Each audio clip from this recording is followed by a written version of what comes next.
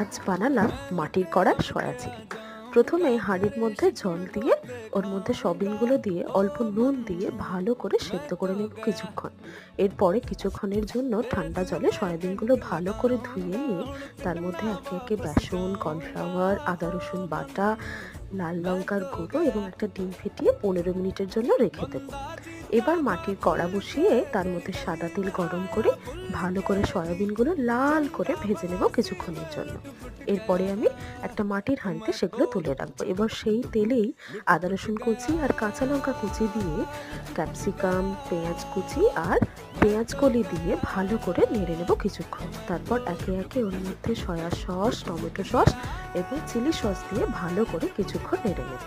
এর মধ্যে এবার সেই সয়াবিন ভাজাগুলো ভালো করে মিশিয়ে নিয়ে কিছুক্ষণ নাড়ার পরে কর্নফ্লাওয়ার সাদা জলে গুলে দিয়ে দেবো। আমাদের যদি এই রেসিপিটা ভালো লেগে